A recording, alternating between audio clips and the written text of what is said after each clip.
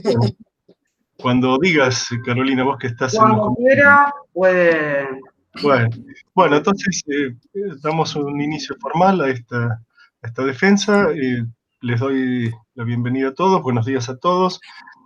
En la ciudad de Buenos Aires, a los 28 días del mes de agosto de 2020, estamos reunidos en el ámbito de la Escuela para Graduados Ingeniero Agrónomo Alberto Soriano de la Facultad de Agronomía a través de videoconferencia para asistir a la defensa de tesis del candidato al grado de magíster de la Universidad de Buenos Aires, área Ciencias del Suelo, ingeniero agrónomo Hernán Matías Redel.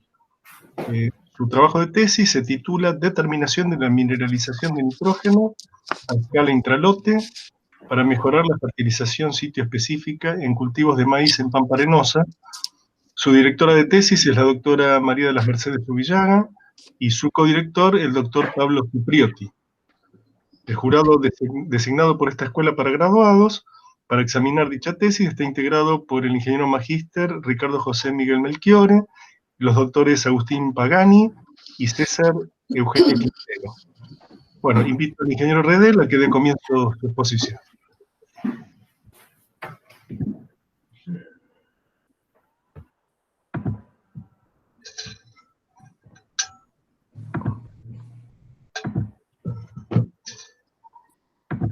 Bueno, buen día. ¿Se ve bien la presentación? Aún no. Aún no. Bueno. Si los demás pueden apagar el micrófono, mejor, me parece.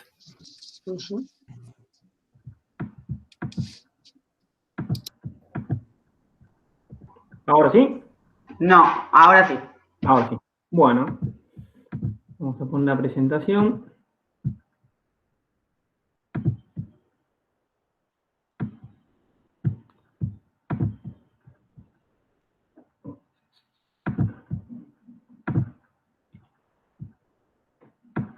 Bueno, buen día.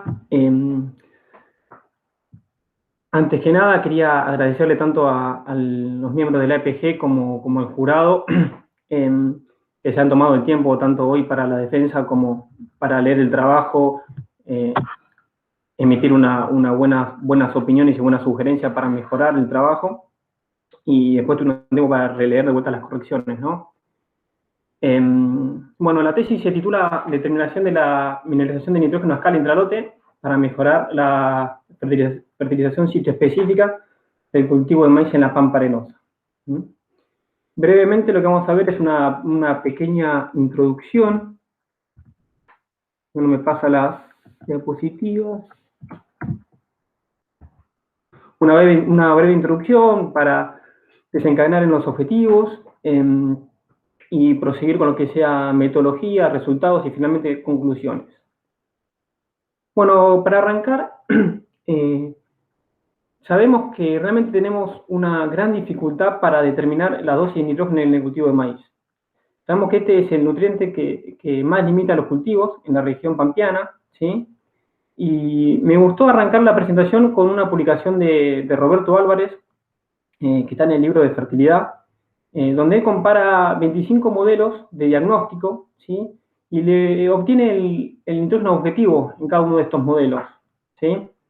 Y ve que hay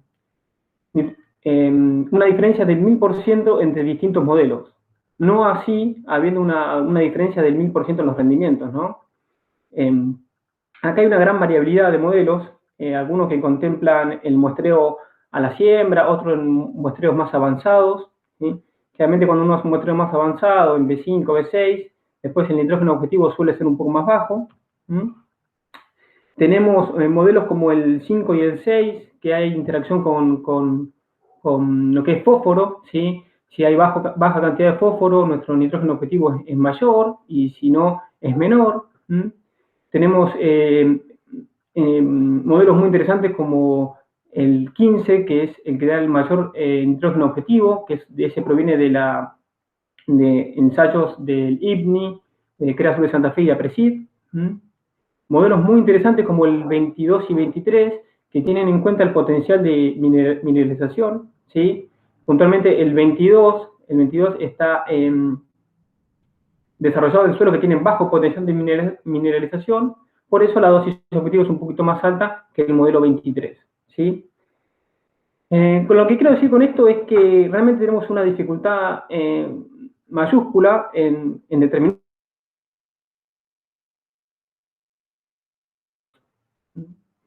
Dentro de estos modelos no están presentes los modelos propuestos más novedosos, como es el de Reus y Calvo y Orseliev, que tienen en cuenta el nitrógeno anaeróbico, ¿sí? Para la zona del sudeste. No está en cuenta los modelos de diagnóstico también que tienen en cuenta el índice espectral NDVI, que fue ajustado por Melchiori y la unidad de Oklahoma, pero así todo se ve en una corrida de años, ¿no? Que los modelos fueron progresando paulatinamente, incorporando nuevas variables que hacen que uno determine mejor la dosis de nitrógeno. Sin embargo, escuchando días pasados en el Congreso APRESID a Laila Puntel, decía justamente de este mismo tema que parece que es una historia de nunca acabar, porque siempre hay algo para mejorar y los modelos se van ajustando cada vez más. Puntualmente ella estaba presentando lo que son un modelo de simulación muy interesante, que creo que cuando se empiecen a incorporar estas nuevas tecnologías vamos a ir mejorando en el diagnóstico de nitrógeno.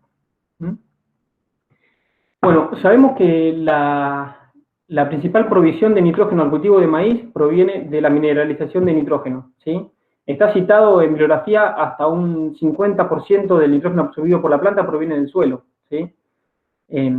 Entonces, hay una técnica de análisis que estime adecuadamente este proceso, ha sido buscada hace tiempo. Realmente se citan en bibliografía varias metodologías, ¿sí? La más confiable, la más consistente, la que mejor resultado da es la incubación aeróbica del suelo, ¿sí?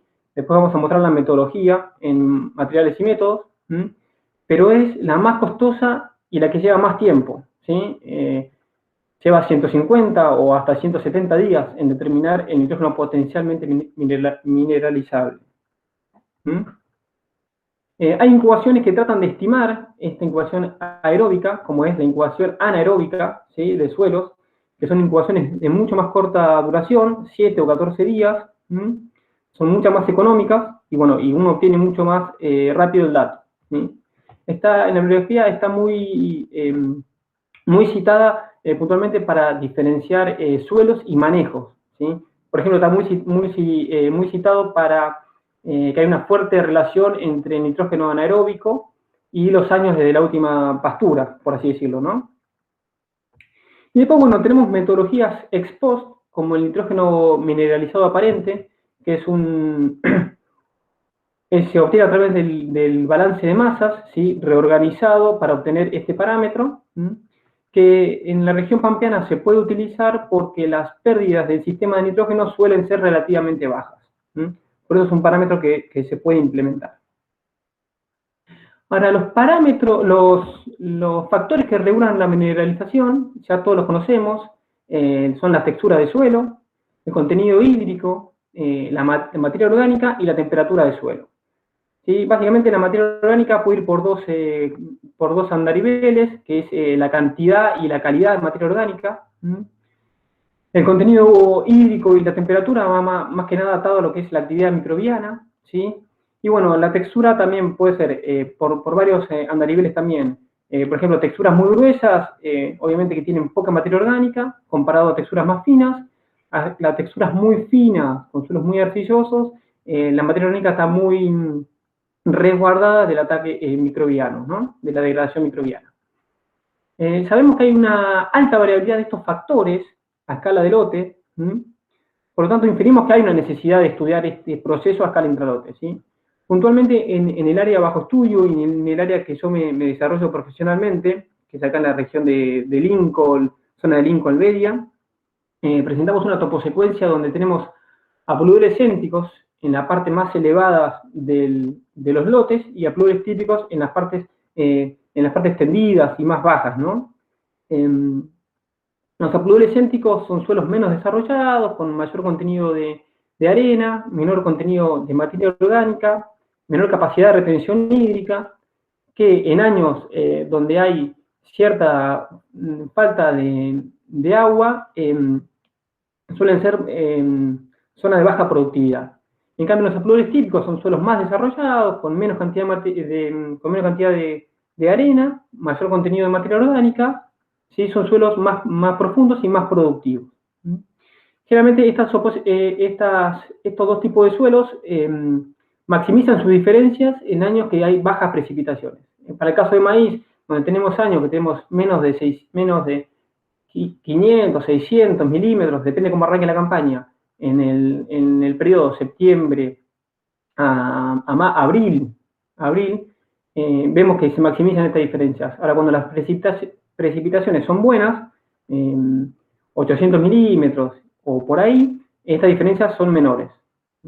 Esto lo vamos a ver porque es parte después de los resultados. Bueno, como les comenté en la primera diapositiva, ya hay modelos que utilizan índices espectrales en la refertilización de cultivos, pero antes de entrar a los índices, voy a decir de dónde vienen estos índices, ¿no? Los índices se construyen a través de lo que es la reflectancia de canopeo. Es decir, ahí tenemos, me gustó esta figura de Serrano, del 2000, es sobre un cultivo de trigo, donde vemos distintas dosis de nitrógeno y la firma espectral de cada tratamiento. Vemos que a medida que aumentamos la cantidad de nitrógeno a 200, la firma espectral cambia mucho respecto al testigo, ¿sí? Entonces, lo que captan los índices espectrales son estas diferencias, ¿sí? Los índices espectrales son cuentas que uno hace con la reflectancia en distintas longitudes de onda. El índice que más conocemos es el NDVI, ¿sí? Que tiene la problemática que se satura con altos índices de área foliar. Si se satura, pasamos a usar el índice verde de vegetación normalizado, que tiende a saturarse, pero más tarde. Después hay índices muy interesantes como el punto de inflexión del borde del rojo, el RAPE, que trata de determinar el punto de inflexión en esta recta, ¿sí? Así que generalmente es un valor de nanómetro que se reencuentra acá entre los 740 y 730 nanómetros. Tenemos también el índice de vegetación ajustado al suelo, que lo denominamos SAVI. Este es muy interesante cuando el cultivo está en estadios muy tempranos y hay bajo índice de área foliar, porque lo que trata de hacer este índice es, por un lado, dejar de lado la reflectancia que hace el suelo y tener en cuenta solamente la que hace el cultivo. Y por último quiero presentar el índice TECARI, que es el índice de reflectancia en la absorción de la clorofila. Lo que trata de hacer, obviamente, es determinar la clorofila del canopeo. Realmente este índice está muy influenciable por lo que es la reflectancia del suelo. Entonces, muchas veces se calcula la relación entre el TECARI y el OSABE, para tratar de despejar la reflectancia del suelo y solamente quedarse con el efecto de la clorofila. Hay muchas formas de tomar la reflectancia, de obtener la reflectancia de canopeo, ¿sí? Hay sensores remotos, sensores proximales. Lo que quiero decir acá es que ha habido una explosión de estas tecnologías hace 6, 7 años, ¿sí? Cuando yo arranqué era muy difícil obtener imágenes de alta calidad. Hoy en día es muy sencillo obtener imágenes de buena calidad y con buena cantidad de bandas, ¿sí? Básicamente lo que tenemos es que los sensores remotos, es decir, drones, aviones tripulados, satélites y más, lo que nos está dando va a tener una captura completa, ¿sí? Del canopeo, mientras que el sensor proximal, como se ve en la foto, uno va a cada punto donde quiere obtener el valor de la distinta reflectancia y lo va tomando, ¿sí? Bueno, para ir cerrando un poco la introducción, vemos que tanto la oferta como la demanda de nitrógeno pueden variar ampliamente dentro del lote de producción, ¿no? Y por lo tanto la dosis que necesita cada sector específico del lote. Esta tesis nosotros la enmarcamos en lo que es el paradigma de agricultura de precisión, ¿sí? Ya dejar de hablar de lotes uniformes y irnos más que nada a tratar de entender qué pasa en cada sector de nuestro lote. Y lo que nosotros estábamos pensando es que la demanda y la oferta de nitrógeno podría ajustarse a través de la delimitación de zona de manejo y la captura de índices espectrales. Bueno, ya entrando en lo que es hipótesis general y objetivo general, pensamos que la integración, ¿no?, de la información de análisis de suelo, topografía y uso de estos índices espectrales mejoraría la predicción tanto de la oferta y la demanda de nitrógeno. La oferta dada por la mineralización y la demanda dada más que nada por la zona de manejo, ¿sí? Y a su vez la recomendación de fertilización variable. Entonces el objetivo era identificar la variabilidad de la demanda y la mineralización, obviamente a través de aproximaciones sencillas, ¿sí?, para poder hacer algo práctico y que se pueda utilizar a campo, ¿sí?, para incrementar la eficiencia de recomendación de fertilización variable. Vamos a plantear rápidamente los objetivos específicos, ¿sí? El objetivo 1, desarrollamos 3 objetivos específicos. El primero es simplemente caracterizar la variabilidad del proceso de mineralización en los distintos ambientes delimitados, en una zona de manejo delimitados. Es esperable o esperamos encontrar en las zonas de baja productividad, encontremos valores bajos de aporte de nitrógeno a través de este proceso. En cambio, en las zonas de alta productividad esperábamos encontrar valores elevados de aporte de nitrógeno por estos procesos. El objetivo 1.2, lo que fuimos tratar de caracterizar la autocorrelación espacial del proceso, ¿sí? Es decir, ver si había autocorrelación en el espacio de estos parámetros para, por ejemplo, llegar a mapas continuos, ¿sí?, que pueden después ser utilizados a la hora del diagnóstico. Por último, en el objetivo 1.3, tratamos de predecir el nitrógeno potencialmente mineralizable, ¿sí?, esa es la incubación larga que comentaba anteriormente, mediante técnicas de menor tiempo de incubación como es el nitrógeno anaeróbico, ¿sí? Yo había hecho algo en mi tesis de grado ya de relacionar estas variables, pero no en los muestreos, no en una escala de muestreo que hicimos ahora en la tesis esta de magíster. El objetivo 2, lo separamos en objetivo 2.1 y 2.2. Básicamente la diferencia entre los dos es cómo nosotros obtenemos los datos de reflectancia del cultivo. En el 2.1 vamos a tomar los datos con radiómetros proximales, ¿sí?, y vamos a determinar los índices espectrales para relacionarlos con la zona de manejo y los parámetros de mineralización. En cambio, en el objetivo 2.2 vamos a relacionar los índices obtenidos por sensores remotos, ¿sí?, en este caso fue un avión tripulado del INTA, ¿sí?, y relacionarlos con rendimiento, disponibilidad de nitrógeno y zona de manejo delimitada.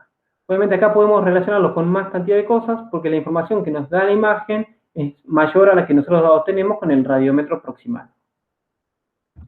Por último, el objetivo número 3, lo que tratamos de evaluar fue la relación entre el rendimiento y distintas combinaciones, ¿no?, de variables. En el primer caso hicimos rendimiento con nitrógeno disponible, nitrógeno inicial más nitrógeno de fertilizante, y después fuimos agregando variables, tanto de parámetros de mineralización como las zonas de manejo. Y era esperable que obviamente que el ajuste fuera mejor. Bueno, espero que todos me estén siguiendo. Cualquier cosa, Carolina, me avisás, ¿no? Sí, ya entrando en lo que es materiales y métodos, podemos decir que la tesis se desarrolló durante 2 campañas, la 2012-2013, que se desarrolló en Bedia, donde hicimos un muestreo en grilla sobre un lote de 18 hectáreas, ¿sí? Ahí como se ve en el gráfico, en el esquema, se hicieron 5 columnas. Dividimos el lote en zonas de manejo a través del cálculo de cota relativa. Ahí abajo a la izquierda observan la ecuación, que fue cota actual menos cota mínima, dividido cota máxima menos cota mínima por 100. A esto lo dividimos en tercios, el tercio superior, es decir, las cotas, el 33% de la cota superior corresponde a lo que es baja productividad, el tercio medio a lo que es media productividad y el tercio inferior a lo que es alta productividad. En este esquema van a ver que hay muestreos en cada zona de manejo que están más próximos, ¿no? Lo que hicimos en cada zona de manejo fue realizar un muestreo anidado, que nosotros llamamos, que es un muestreo a menor distancia, ¿sí? Este muestreo a menor distancia sirve justamente para ver la variabilidad en el espacio a corta distancia. Después lo vamos a ver en el análisis geoestadístico. En la campaña 2013-2014 realizamos un muestreo en transectas, en 3 lotes, ¿sí? En todos los casos, los suelos predominantes fueron apluviales énticos y apluviales típicos. Ahí están las series de suelo. En la 13-14 tenemos series Lincoln y series Aforcada, mientras que en la 2012-2013 tenemos series Santa Isabel. Bueno, vamos a ver un poco qué determinaciones hicimos. Hicimos determinaciones en vegetal, determinaciones en suelo y las determinaciones de índices espectrales. Vamos a arrancar con las determinaciones en vegetal. Nosotros cosechamos en cada punto, digamos, que vimos anteriormente, tanto de la grilla como de la transecta, un poco más de medio metro cuadrado, ¿sí? A madurez fisiológica fuimos y obtuvimos tanto lo que era biomasa de tallo, hoja y marlo, y por otro lado rendimiento. Así que ahí tuvimos lo que es rendimiento en grano y lo que nosotros denominamos biomasa en planta, que sería lo mismo que el rastrojo, ¿no? Que nos deja. Y bueno, también obtuvimos el dato del monitor de rendimiento. A las muestras de grano y planta se molieron con malla de 1 milímetro, se hicieron la digestión Kekhal y se obtuvo lo que es el nitrógeno total del cultivo, ¿sí? Porque obtuvimos la concentración de nitrógeno en grano por el peso de los granos, más la concentración de nitrógeno en planta o rastrojo por el peso de la planta rastrojo. ¿Sí? Esto va a ser crucial para determinar el nitrógeno mineralizado aparente. ¿Sí? Bueno, ya pasando a lo que son la determinación de índices espectrales, el radiómetro, con el radiómetro proximal, como se ve en la foto, obtuvimos los datos en 2 estadios fenológicos, en 8 hojas totalmente expandidas y en floración, y con el sensor remoto obtuvimos la imagen en 8 hojas totalmente expandidas en la primera campaña y 10 hojas totalmente expandidas en la campaña 13-14. Con los datos obtenidos de ambos sensores, calculamos los índices espectrales como se observan en la tabla. Bueno, ya pasando a lo que es determinaciones de suelo, en todo el perfil de suelo de 0 a 90 centímetros, en capas de 0,30, calculamos los nitratos a la siembra y a madurez fisiológica, y lo mismo hicimos con el amonio, ¿sí? Según las técnicas mencionadas ahí en la diapositiva. Después también calculamos lo que es el nitrógeno potencialmente mineralizable y la tasa de mineralización. El nitrógeno potencialmente mineralizable lo calculamos a través de, tomamos muestras 0,30 tamizadas y secas, se llevaron a capacidad de campo, se pusieron en bolsas Ziploc en estufa a 35 grados centígrados durante 150 días, ¿sí? Esto obviamente que iba por una bandeja con agua estilada para mantener la humedad del ambiente, y paulatinamente también se pesaba la muestra para llevarla siempre que estén siempre a capacidad de campo, que es muy importante que estén siempre a capacidad de campo. Y después, bueno, a los 0, 7, 14, 28, 56, 90, 120 y 150 días, se determinó, de esas bolsitas se determinaron el nitrógeno de nitrato y el nitrógeno de amonio, ¿sí? Con esta información lo que nosotros hicimos fue ajustar estas curvas que se observan en el gráfico, ¿sí? Donde con el ajuste lo que nosotros obteníamos fueron esos 2 parámetros, ¿sí? El potencial que nos va a entregar ese suelo y la tasa a la que nos lo va a entregar. Por otro lado, calculamos el nitrógeno anaeróbico, que es una técnica mucho más sencilla, ¿sí? Con 5 gramos de suelo, 12,5 mililitros de agua, cerrado herméticamente, muy importante eso, llevado a estufa 7 días a 40 grados. Después calculamos, hicimos una determinación de amonio, ¿no? Agregando 12,5 mililitros de cloruro de potasio 4 molar. Y el nitrógeno anaeróbico se calcula como la diferencia entre el nitrógeno del amonio producido en la incubación versus el que estaba sin incubar, ¿sí? Generalmente nuestros suelos tienen bajo contenido de amonio, casi todo el nitrógeno que nosotros encontramos en los suelos es nitrato, ¿no? Bueno, y por último quiero presentar el nitrógeno mineralizado aparente, que es calculado con las concentraciones de nitrógeno que mencioné anteriormente, ¿sí? que está dado por el nitrógeno del vegetal, ¿sí? Que está dado por lo que se acumuló tanto en total, digamos, de planta más el grano, más la diferencia entre el nitrógeno inicial menos el residual. Por último, vamos a ver el ensayo de fertilización, ¿sí? Que en la campaña 12-13 hicimos columnas de 75 y 150 kilos de nitrógeno aplicado en 2 hojas totalmente expandidas con fertilizante líquido WAN. En la 13-14 teníamos dosis de 60, 120 y 160 kilos de nitrógeno aplicado también con WAN, pero en 6 hojas totalmente expandidas. Brevemente, voy a hacer un breve repaso del análisis estadístico, ¿sí? En el objetivo 1, lo que se hicieron fue evaluar el efecto de la zona de manejo sobre los parámetros de mineralización, ¿sí? A través de modelos mixtos. Después se hizo un análisis geoestadístico de las 3 variables, ¿sí? Y la predicción del nitrógeno potencialmente mineralizable a partir del NaN se evaluó a través también de modelos mixtos. En el objetivo 2 también se utilizaron, tanto para los sensores terrestres como los remotos, se relacionaron los índices espectrales en función de la zona de manejo a través de modelos mixtos y se usó una correlación de Pearson entre los índices espectrales y los parámetros de mineralización.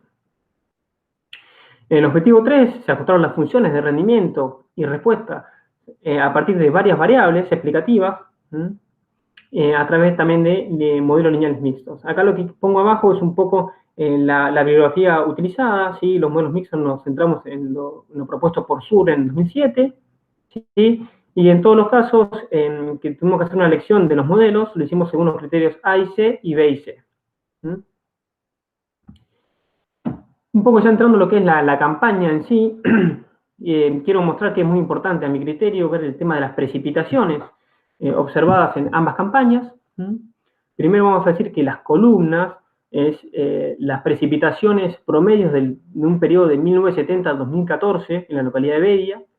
Las líneas llenas corresponden a la campaña 2012-2013 y la línea punteada a la 13-14. Vemos que en ninguna de las dos campañas hay deficiencias hídricas por parte del cultivo, ya que en la campaña 12-13 tuvimos un total acumulado de 890 milímetros para el periodo septiembre a marzo, y en la campaña siguiente 750 milímetros. Las temperaturas no difieren mayormente del registro histórico. Bueno, vamos a entrar en lo que es resultados y discusión, ¿sí? Brevemente. En el objetivo 1 vamos a ver primero las diferencias que hay en los 3 parámetros de mineralización para los 3 ambientes delimitados. Se observó para la primera campaña que el nitrógeno potencialmente mineralizable diferenció en la zona de media productividad, del de baja y el de alta. El nitrógeno anaeróbico diferenció el de alta productividad del de baja, no así el de media, y el nitrógeno mineralizado aparente diferenció el de baja del de alta y media productividad. En la campaña 13-14 no hubo interacción entre el lote y no hubo interacción significativa, por lo que se analizaron los 3 lotes en conjunto, no encontrándose diferencias significativas. Si bien se observa la tendencia en el nitrógeno mineralizado aparente, que las zonas de mayor productividad presentan mayores valores, ¿no? El de media y el de alta productividad. Vale remarcar acá que en el lote número 2 de esta campaña, que era un lote que provenía de pastura, avena y después fue a vicia maíz, fue el lote que presentó mayores valores de nitrógeno anaeróbico. Vamos a ver la campaña 2012-2013, acá presento los mapas de las 3 variables, ¿no? Con la zona de manejo atrás, donde uno ve que hay una alta variabilidad de los parámetros, y lo que nosotros nos preguntamos es, digamos, ¿hay autocorrelación en el espacio de estas variables? ¿Podríamos hacer un mapa continuo de estas variables? Es así que arrancamos a hacer el análisis de autocorrelación espacial. Lo primero que presentamos son los índices de Moran y el coeficiente de autocorrelación. Acá quiero remarcar que tuvimos que hacer una transformación de ciertas variables, ¿sí? Del logaritmo del nitrógeno mineralizado aparente y del nitrógeno potencialmente mineralizable, ¿sí? El nitrógeno mineralizado aparente llevó una transformación logarítmica, ya que su coeficiente de asimetría era mayor a 1, ¿sí? Mientras que el nitrógeno potencialmente mineralizable solamente tuvimos que corregirlo a través de la raíz de esta variable, ya que el coeficiente de asimetría estaba desde 0,5 a 1. Después de las transformaciones, el coeficiente de asimetría fue menor a 0,5. Bueno, en estos dos, en el índice de Moran y el coeficiente de autocorrelación, se observa que el nitrógeno anaeróbico presenta muy baja correlación en el espacio, ¿sí? Generalmente en los primeros 10 metros esta correlación la pudimos encontrar simplemente porque hicimos el muestreo anidado, ¿sí? Porque era un muestreo a 10 metros, por eso están viendo los pares de datos que ven ahí, que son 49. Y el logaritmo de NAP y la raíz del N0, hay cierta autocorrelación hasta 24 metros. Después de esto, lo que hicimos fueron ajustar los distintos semivariógramas. Acá tengo que remarcar que cuando ajustamos los semivariógramas, forzamos a la semivarianza a pasar por la ordenada al origen, lo cual a veces enmascara un poco el resultado. Pero bueno, viendo los semivariógramas, llegamos a la conclusión que el logaritmo de NAP es el que presenta mayor estructura espacial.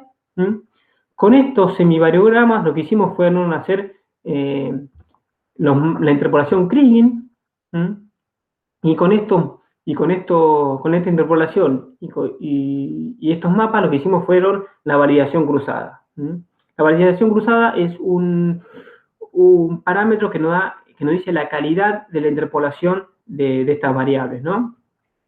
Un poco observando los mapas, se observan que las zonas de baja productividad, ahí con la tonalidad de verde, ¿sí? Se observa que el nitrógeno mineralizado aparente se observan bajos valores, ¿sí? En estas dos zonas, y el nitrógeno potencialmente mineralizable también presenta en la zona de baja productividad bajos valores. Lo interesante en estas interpolaciones es que también podríamos haber hecho una interpolación teniendo en cuenta covariables, que no lo hice en este caso, pero podríamos haber hecho este tipo de interpolaciones con otras variables que ayudan a predecir mejor estas variables. Pero bueno, eso queda un poco para las conclusiones, ¿sí? Un poco ahí muestro los errores estándar de las predicciones.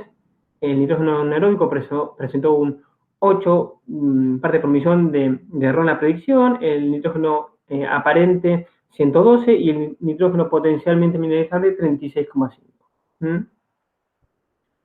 Ya pasando al objetivo, lo que es 1.3, cuando tratamos de correlacionar el nitrógeno potencialmente mineralizable y el nitrógeno anaeróbico a escala de grilla, no encontramos justamente a esta escala una correlación significativa, ¿sí? Vemos una nube de puntos, un R cuadrado bajo y un P que no es significativo, básicamente. Lo que yo les comentaba anteriormente, cuando nosotros fuimos a tomar en otra campaña, no en la campaña que presento acá, pero en una campaña anterior, yo fui a muestrear las zonas de manejo puras, que yo llamo pura, digamos, a la loma, digamos, donde se maximiza el ambiente, encontramos relaciones significativas entre estas variables. Pero bueno, a esta escala no la encontramos. Pasando rápidamente a lo que es el objetivo número 2, primero vamos a analizar lo que son los distintos índices espectrales según zona de manejo para los dos momentos de captura, 8 hojas totalmente expandidas y floración. En el primer caso vemos que para 8 hojas totalmente expandidas, NDVI se comporta de igual manera que el índice OSAVI, ¿sí? Diferencia el de media productividad del de baja productividad, y el de alta productividad no lo puede diferenciar de ninguno de los dos. Muy interesante, quiero mencionar acá el índice RAPE, que diferenció los 3 ambientes, ¿sí? La asociación entre el TECARI y el OSABI no diferenció ninguno. Y para el estadio R1, como era de esperar, ni NDVI, ni GNDVI, ni OSABI presenta diferencias entre ambientes. Esto posiblemente porque los índices tendieron a saturarse. El índice muy interesante, el índice RED, que siguió diferenciando las tres zonas de manejo. Y la relación entre TECARI y OSABI comenzó a diferenciar zonas, el de alta y media productividad respecto al de baja productividad. Avanzando con esto, hicimos la relación entre los índices espectrales y los distintos parámetros de mineralización, encontrando resultados contrastantes, ¿sí? Para el nitrógeno potencialmente mineralizable, encontramos muy buenas correlaciones en estadios avanzados del cultivo, no así en estadios tempranos. En estadios tempranos los únicos índices que correlacionaron fueron el rate y la relación entre TECARI y OSABI, ¿sí? Y en R1 correlacionaron todos los índices, ¿sí? Siendo el mejor el NDVI. Para el índice espectral, para el parámetro nitrógeno anaeróbico, la correlación fueron pobres, solamente en el estadio B8 encontramos correlación con el NDVI y OSABI. Y el nitrógeno mineralizado aparente fue el que mejores correlaciones presentó.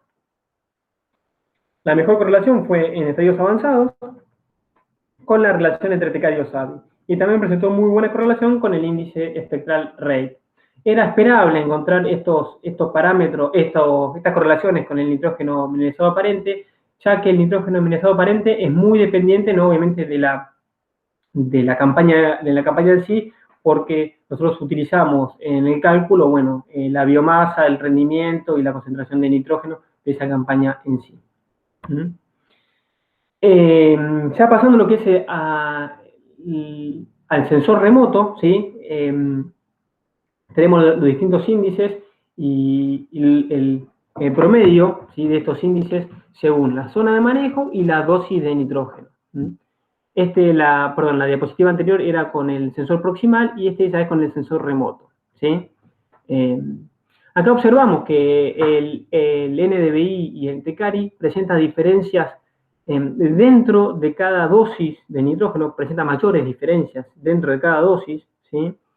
Donde, por ejemplo, tenemos para la dosis de 0 nitrógeno para el testigo, tenemos diferencias entre ambientes extremos, un 22%, y cuando nos vamos a 150 kilos de nitrógeno, estas diferencias que se agrandan a un 29%. Acá un poco mi inferencia es que el ambiente de alta productividad respondió muy bien al agregado de nitrógeno, no así el de baja productividad, por lo tanto esta diferencia se maximizó. El TECARI sigue la misma tendencia, ¿sí? Nada más que con diferencias menores, ¿sí? Del 14, 22 y 12%. El índice interesante, el índice OSABI, que presentó diferencias dentro de los ambientes, por ambiente, no dentro de cada dosis, pero por ambiente, es decir, el ambiente de alta productividad, por ejemplo, entre una dosis de 0 nitrógeno y una de 150 kilos de nitrógeno, presentó un 35% de diferencia. Esta diferencia disminuyó a medida que vamos a ambientes más restrictivos, ¿sí? Lo cual es esperable, ya que la respuesta al agregado de nitrógeno fue menor. Y bueno, en la relación entre TECARI y OSABI encontramos diferencias contrastantes. El testigo no presentó diferencias dentro de los ambientes, ¿sí? Y cuando nos movimos a dosis de 75 y 150, empezaron a verse diferencias dentro de los ambientes para cada una de las dosis. Por último, hicimos la correlación de los datos obtenidos por el monitor de rendimiento y los distintos índices espectrales obtenidos por la imagen obtenida por el avión, donde encontramos correlaciones realmente muy, muy buenas, ¿sí? De 32% para lo que es NDVI y OSABI, y 40 y 42 para lo que es la relación entre TECARI y OSABI y TECARI. Bueno, un poco arrancando por el objetivo número 3, quería acá un poco mostrar un poco la metodología estadística, si bien uno no quiere hacer tanto énfasis en la parte estadística, sino más que nada en la parte técnica, que es lo más interesante. Pero bueno, quiero mostrar que cuando nosotros ajustamos primero los modelos de rendimiento en función de esas variables, y obtenemos los residuales de ese ajuste, ¿sí? Veremos que no se distribuyen de forma azarosa en el espacio, ¿no? Sino que parece que los residuales tuvieran estructura espacial de los residuales. Esta estructura hay que incorporarla a los modelos, ¿sí? Porque el muestreo, las muestras no son independientes, ¿sí? Y hay que incorporarlas a los modelos.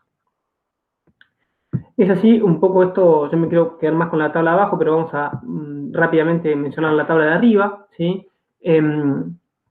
Vemos en la tabla de arriba que tenemos los criterios A y C y B y C, tanto para los modelos que contemplan la estructura espacial de los residuales y los modelos que no la contemplan, ¿sí? Y vemos que estos criterios son mucho más bajos en los modelos con estructura, por lo tanto nosotros nos quedamos con estos modelos, ¿sí? Abajo lo que vemos son los parámetros de los modelos reestimados bajo estos modelos con estructura espacial. Vemos que el primer modelo que ajustamos rendimiento en función de los nitratos al suelo más fertilizantes tiene un R cuadrado de 0,17. Esto está muy en línea con lo que se ve en la bibliografía, es lo que uno espera encontrar cuando solamente utiliza estas variables, ¿sí?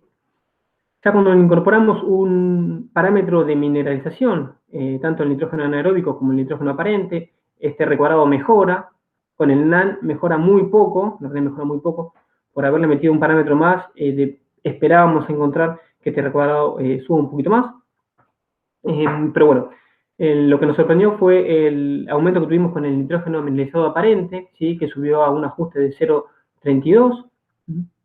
Cuando incorporamos solamente la zona de manejo, ¿sí? Nitrógeno de suelo más fertilizante más la zona de manejo, el R cuadrado fue de un 39%, o sea que a pesar de que la campaña no presentó, a mi criterio, restricciones hídricas, las zonas de manejo jugaron un papel muy importante a la hora de determinar el rendimiento. ¿Sí? Y cuando incorporamos, por último, la zona de manejo y el nitrógeno mineralizado aparente, obtenemos un 0,42 de R cuadrado, ¿sí? Lo cual nos está diciendo que es muy importante en estas zonas tanto la zonificación, ¿sí? Realizar buena zona de manejo, y podríamos tener en cuenta el nitrógeno mineralizado aparente, ¿sí? Acá quiero hacer otra mención en lo que es el nitrógeno anaeróbico. Yo estoy un poco en contra de incorporar el nitrógeno anaeróbico en estas funciones como un valor, digamos, de kilos que me va a aportar al cultivo. No nos olvidemos que el nitrógeno anaeróbico es un estimador del N0, pero el N0 es lo que un suelo nos entregaría bajo ciertas parámetros, es decir, a temperaturas de 35 grados y a humedad y capacidad de campo, ¿sí? Entonces, en verdad esto es un potencial de lo que nos entregaría, ¿sí? Pero no es lo real que nos va a entregar un suelo. Bueno, por último, vamos a mencionar las conclusiones. Tenemos suficiente evidencia como para aceptar la hipótesis 1.1, ya que en la campaña 2012-2013 encontramos diferencias en zona de manejo de estos parámetros, ¿sí? De los parámetros de mineralización. Conseguimos un 20% más de N0 en la zona de media productividad y un 20% más del nitrógeno mineralizado aparente y NaN en la zona de alta productividad. La hipótesis 1.2 aceptamos parcialmente esta hipótesis, ya que encontramos variabilidad espacial del logaritmo del nitrógeno mineralizado aparente, no así del nitrógeno potencialmente mineralizable y el NaN. Esto fue, digamos, a la escala estudiada, ¿no? Uno pretende que si capaz que un muestreo un poco más intensivo, encontremos estructura espacial de estos parámetros. Asimismo, también podríamos haber analizado, ¿sí? Cómo una covariable podría habernos ayudado, ¿sí? En mejorar estos semivariogramas, ¿no? Con una covariable que acompañe al parámetro per se. La hipótesis 1.3 no tenemos evidencia suficiente para aceptarla, ya que no encontramos en la escala propuesta una relación entre el nitrógeno potencialmente mineralizable y el nitrógeno anaeróbico. Siguiendo con las conclusiones, en la hipótesis 2.1 tenemos evidencia como para aceptarla, ya que encontramos relación entre los índices espectrales y los parámetros de mineralización en ambos estadios, ¿sí? Ahí cito un poco los que a mi entender son los más importantes, ¿no? El nitrógeno mineralizado aparente con el GNDVI con el RAPE, y en R1 con el nitrógeno potencialmente mineralizable y osable. Asimismo, quiero remarcar que en los índices espectrales y las zonas de manejo el que mejor funcionó fue el RAVE, ¿sí? Diferenciando las 3 zonas de manejo para los 2 estadios fenológicos. En la hipótesis 2.2 también tenemos evidencia suficiente como para aceptarla, ¿sí? Acá quiero mencionar al NDVI, que es un índice que ya se utiliza en la referentización de los cultivos, ¿sí? Como el índice que presentó mayores diferencias, ¿sí? Y las diferencias fueron hasta de un 29%. Por último, la hipótesis número 3, podemos ver que los modelos de diagnóstico de la fertilización nitrogenada presentaron un mejor ajuste al adicionar la zona de manejo y los parámetros de mineralización, haciendo foco en lo que fue el nitrógeno mineralizado aparente, ¿sí? Antes que nada, bueno, creo una breve conclusión es que al integrar, ¿no?, la información de análisis de suelo, topografía y uso de índices espectrales, permitieron capturar la variabilidad tanto de la oferta como la demanda de nitrógeno, ¿sí?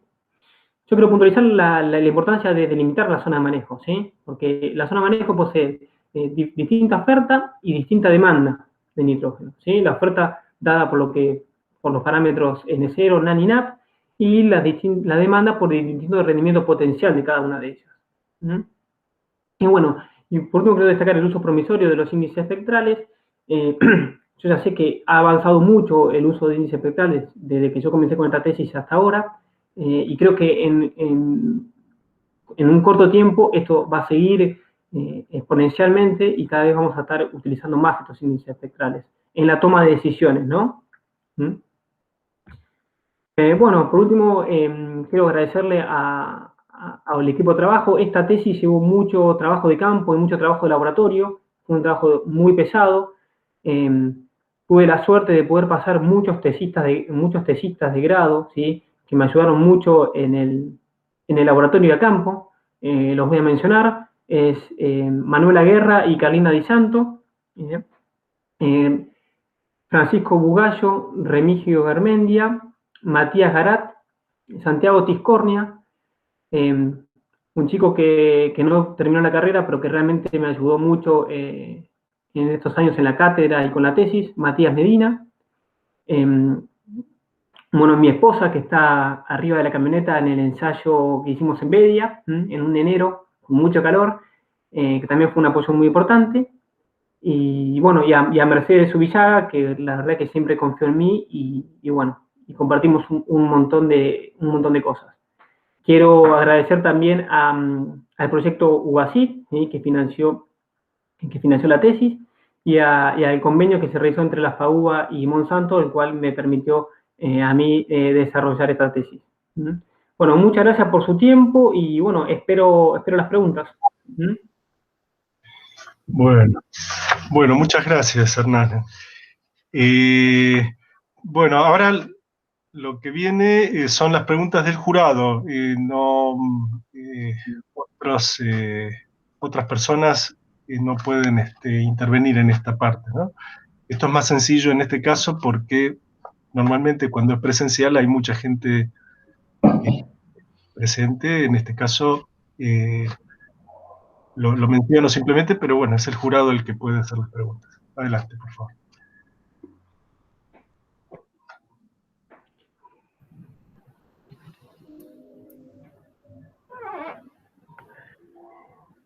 Hola, bueno, Hernán, la verdad que más que muchas preguntas tengo que comenzar felicitándote por el trabajo, igual que a Mercedes y a tus directores ahí, el trabajo que han hecho, impresionante por el trabajo de campo y de laboratorio. No sé cómo te convencieron para hacer tantas cosas, pero me gustó mucho el enfoque de una visión completa de los índices espectrales, las plantas, la medición en planta, la medición en suelo, la escala. Así que en eso lo felicito y bueno, y sobre todo por el gran trabajo que lleva todo eso, de llevar eso al campo y después llevarlo al laboratorio y escribir una tesis. Creo que cumple en gran medida cumple con los objetivos de la tesis de maestría, por supuesto. Me gustaría, bueno, en realidad vos presentaste bastante bien, muy concretos los resultados, pero ¿cómo lo ves a vos ahora?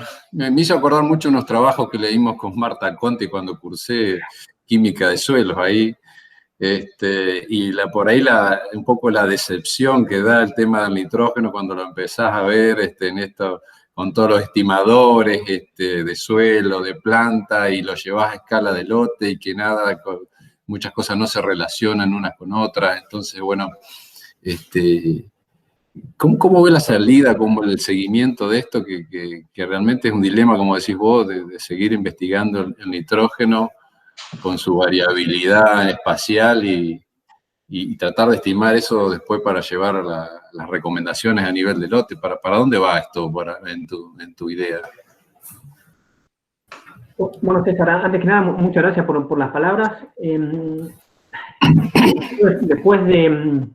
Porque yo, digamos, terminé la parte de laboratorio y parte de la redacción de la tesis hace un par de años ya, y yo me volqué de lleno a lo que es ahora el asesoramiento, ¿no? Y hemos trabajado mucho la fertilización más que nada de trigo con uso de índices espectrales.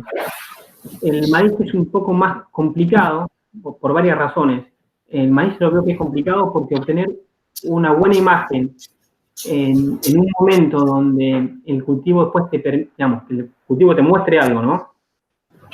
Y después tener el procesamiento y la capacidad de entrar a fertilizar, los tiempos se acortan un poco. Claro. No es imposible, lo hemos hecho. No hemos tenido los mismos resultados que con trigo, que la ventana de aplicación es un poco más grande.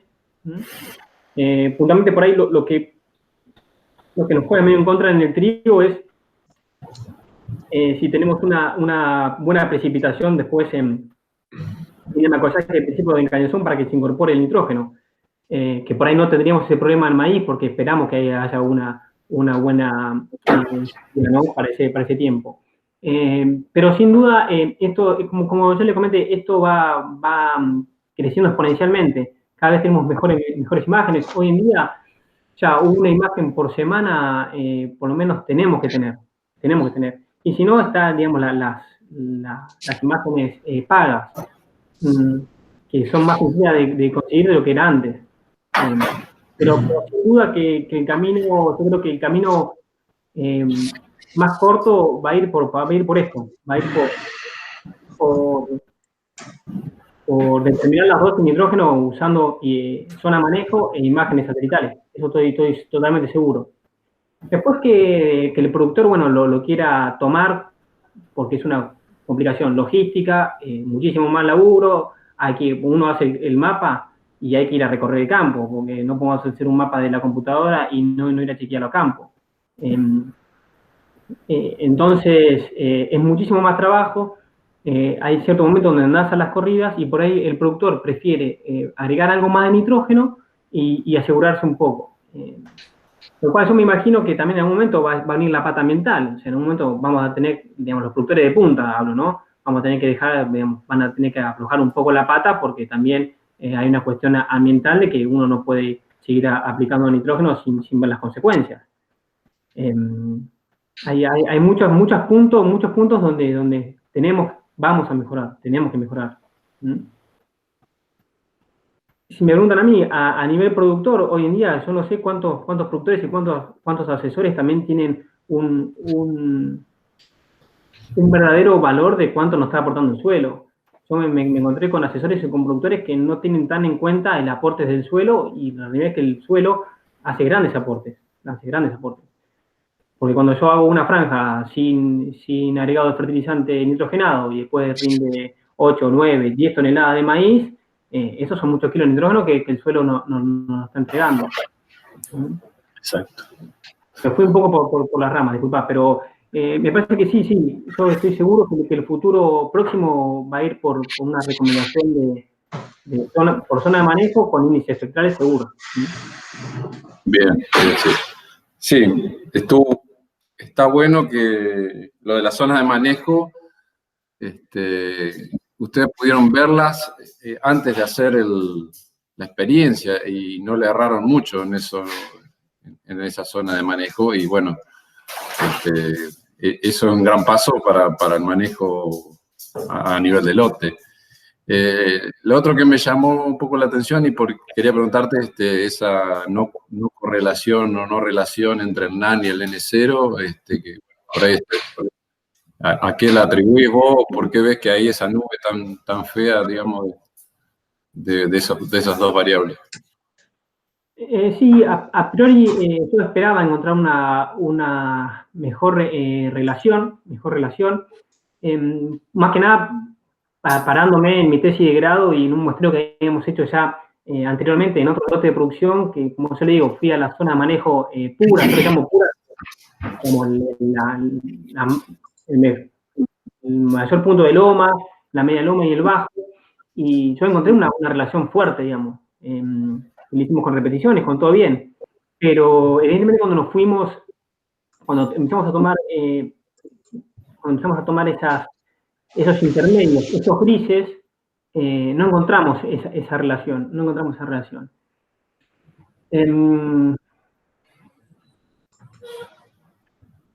la realidad es que pues también depende un poco, ¿no?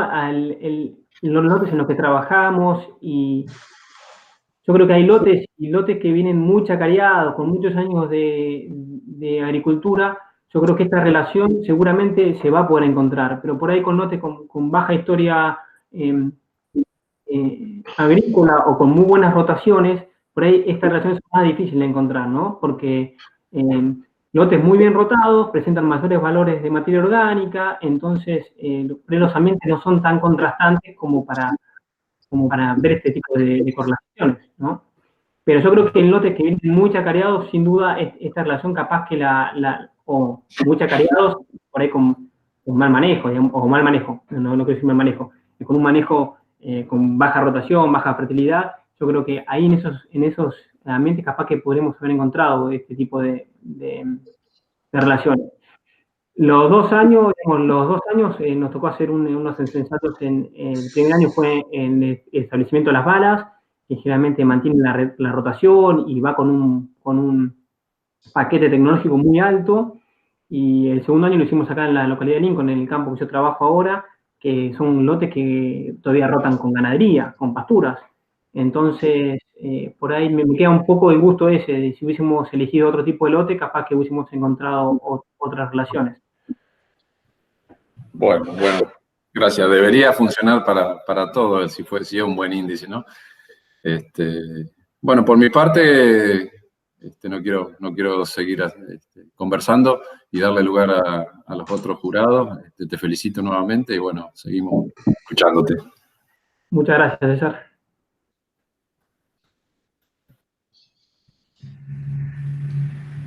Ricardo, adelante vos si querés. Bueno, gracias, felicitaciones también de mi parte.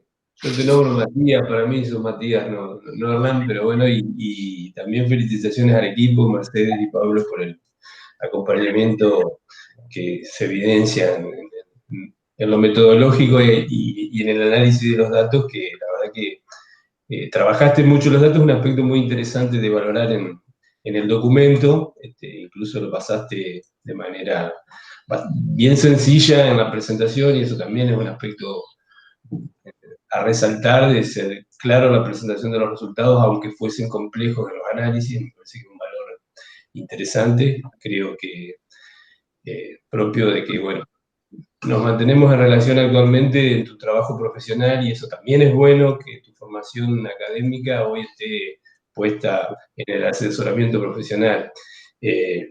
Bueno, eso es una valoración general de un muy buen trabajo que te posiciona muy bien como un asesor bien formado, que puede dar buenas recomendaciones en el campo de la agricultura de precisión, donde por ahí hay que ser cuidadoso en eso, que se requiere esta formación que vos has logrado para hacer una adecuada aplicación de muchas cosas que suelen ser bastante complejas. Yendo al punto, yo me voy a enfocar solo en un aspecto, a ver si porque ya muchas de las cuestiones las intercambiamos en las apreciaciones al documento y diste justificaciones, respuestas y tomaste nota de algunas sugerencias pretendían ser una contribución a tu trabajo. Me interesa que evalúes tu perspectiva en dos aspectos. El tema, una cuestión que suele y está siendo muy debatida desde ya hace mucho tiempo, las diferenciaciones entre el clásico NDVI y el desplazamiento del borde rojo, el REP, las distintas consideraciones acerca específicamente de las bandas del borde rojo como alternativas. En tu resultado, como en muchos otros, no resultan tan evidentes, entonces me gustaría que hagas alguna consideración sobre eso. Y la otra es algo que, bueno, particularmente me interesa mucho escuchar tu opinión al respecto. Bueno, cuando uno mira el estado nutricional del cultivo, especialmente en referencia al manejo del nitrógeno, el tema de los estadios, ¿no? Vos usaste dos, uno temprano y otro relativamente tardío a las prácticas de manejo habituales en Argentina, no en otros lugares, pero hay una ventana intermedia que tiene que ver con la performance de los índices y que a veces se hace mucho énfasis, por lo menos, se discute bastante hoy en Argentina sobre la limitación operativa que significaría trabajarlo. Sin embargo, me parece que desde el punto de vista de la performance de los índices puede haber algo para decir. ¿Qué opinión tenés sobre eso? A ver, Ricardo, si entendí bien la pregunta. Vamos a ver con la segunda, que me quedó más fresca en la cabeza. Hoy en día, si yo tengo que recomendar, como estoy recomendando ahora para maíz, obviamente que no puedo aplicar todo el nitrógeno en estadios avanzados, ¿no? Porque, por varios aspectos. Primero, uno, duerme más tranquilo si ya tiene algo de nitrógeno ahora clavado, la realidad, porque una cosa es algo de investigación y otra cosa es cuando uno ya entra a hablar con el productor. Entonces uno tiene que saber cómo calmar al productor y es parte de eso, de arrancar ya con un cierto pool de nitrógeno en el suelo.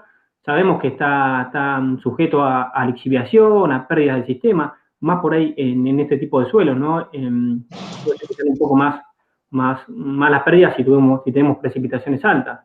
Yo hoy le comentaba justo a Agustín antes de comenzar la presentación, los lotes que tengo que fui a pinchar ahora para maíz están con la napa antes del metro de profundidad, entonces suelos arenosos, con napa cerca, ir a clavar urea, y si viene una lluvia fuerte, no sé cuánto se irá a lavar o cuánto no.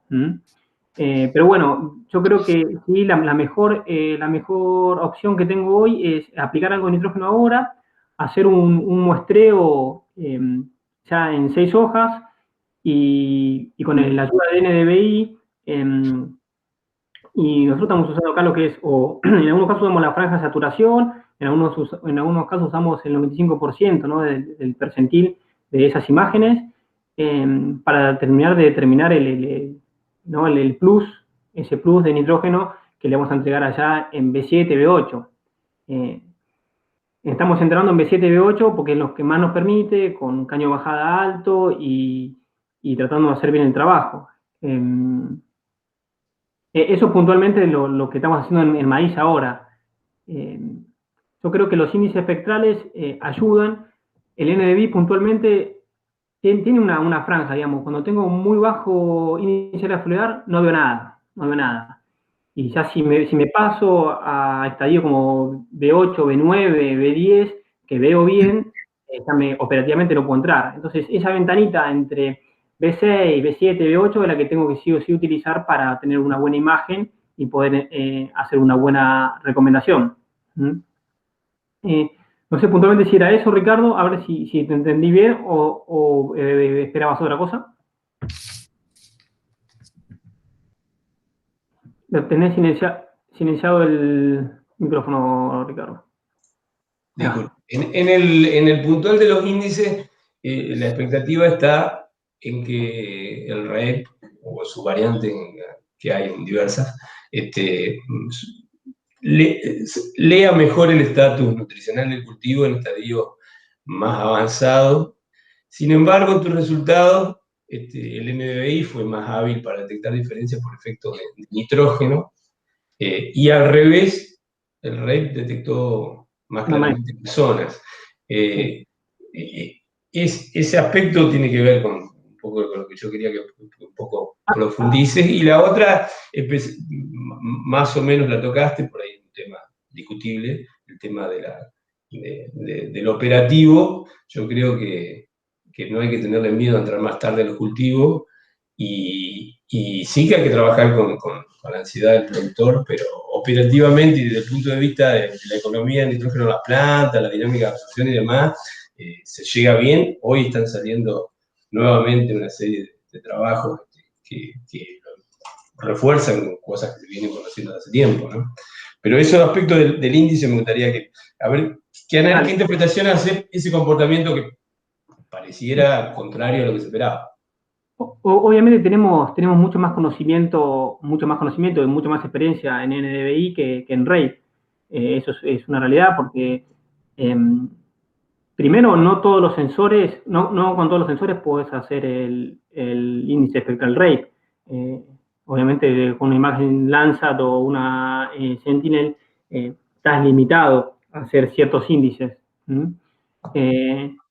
Pero mira, yo creo, Ricardo, que me haría falta un poco más de datos y un poco más de ensayos sobre este índice como para poder terminar de concluirte bien. Hoy en día al NDVI, con la deficiencia que tiene, creo que el ajuste que hace no es malo. Que se puede mejorar con el RAPE, sí, pero me parece que hace falta trabajar bastante sobre este índice para tratarlo como el NDVI. El NDVI ya está recontraprobado. Me parece que va más por ese lado. Es una cuestión de que la pata de investigación o el INTA o algún otro arranque realmente fuerte con este tipo de ensayos y con estos otros índices. Hoy en día yo a nivel, digamos, productor no puedo salir a probar algo con un índice que está todavía en pañales, por así decirlo. Comparándolo con el NDVI, ¿no? El NDVI está aprobado, tenemos los modelos de Oklahoma, ajustan, son una guía, son una buena guía. No lo veo que el RAPE tenga esta fortaleza, que es una fortaleza de años, digamos, de datos. Yo me parece que es un índice que promete, El tema está en darle volumen y darle justamente volumen y darle fortaleza práctica.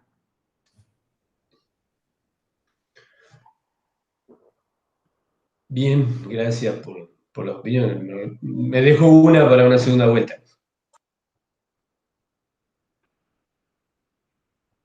Sí, Agustín.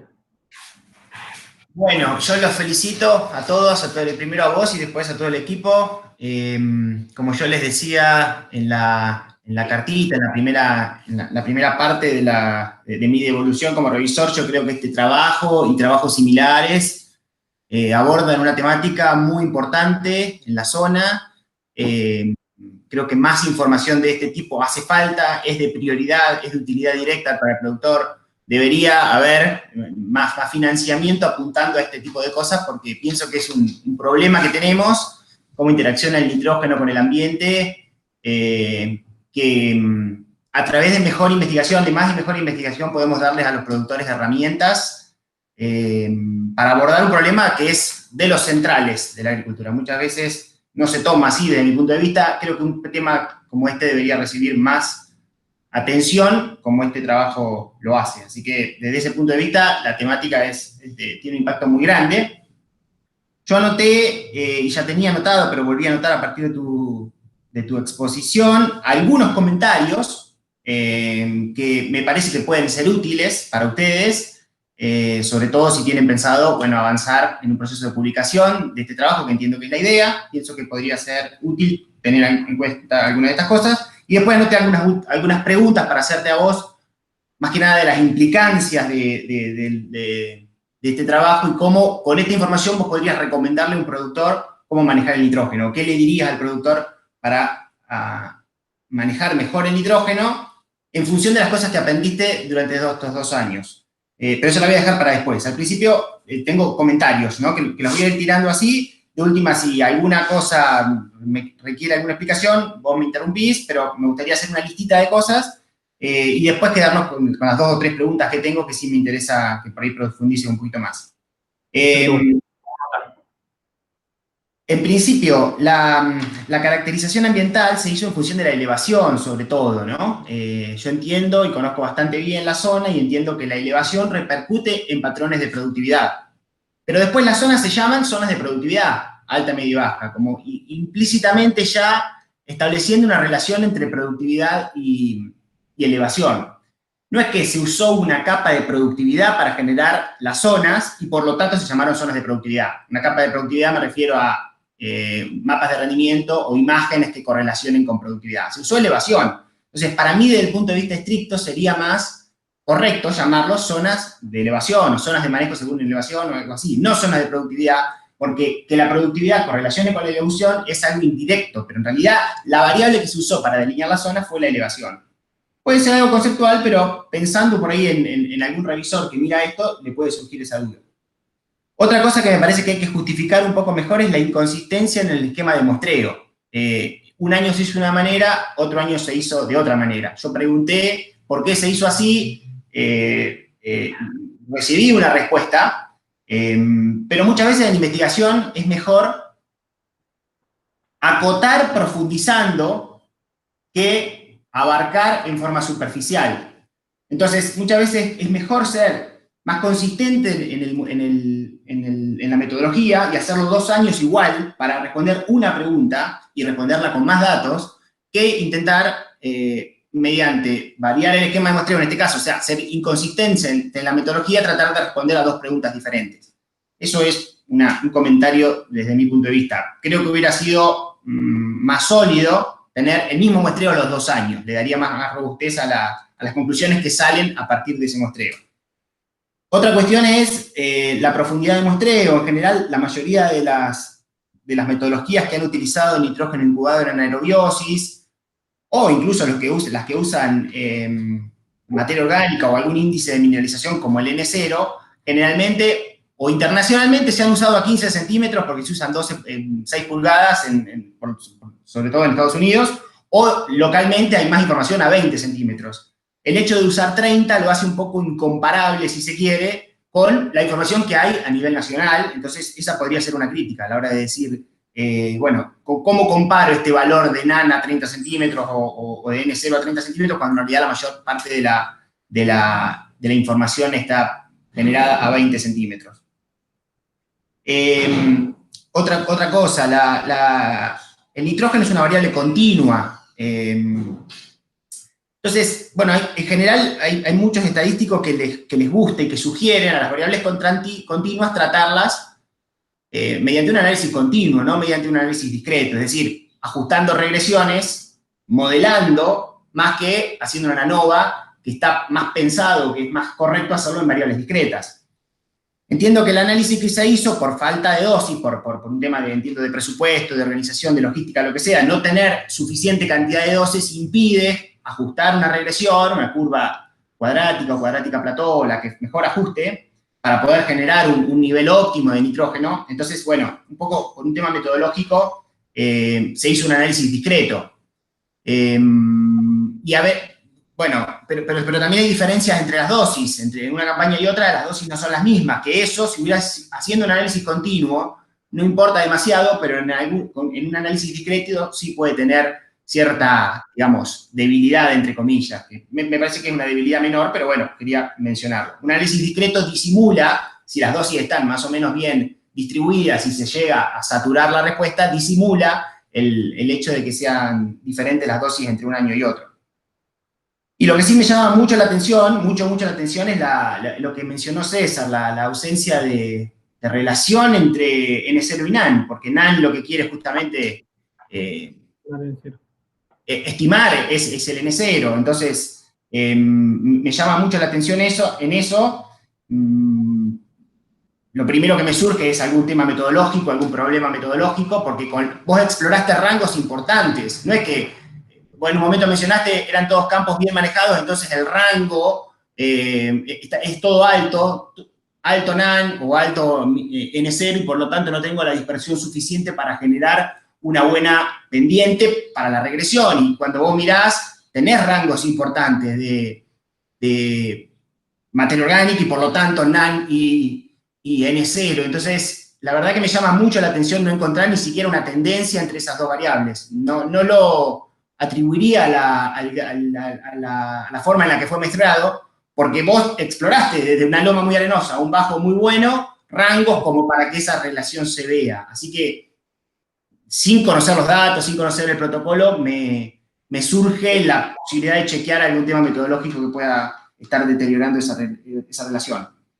Y lo último, que esto te quiero pedir ayuda a ver si entendí mal, porque puede ser que acá tenga un problema yo, pero cuando vos hiciste las relaciones múltiples, las regresiones múltiples para predecir rendimiento, y ves claramente que, bueno, nitrato es un pobre predictor del rendimiento como tal, lo cual es lógico. Cuando se le agrega el NaN, también, que en realidad en predecir la respuesta que el rendimiento absoluto, así que yo lo esperaría.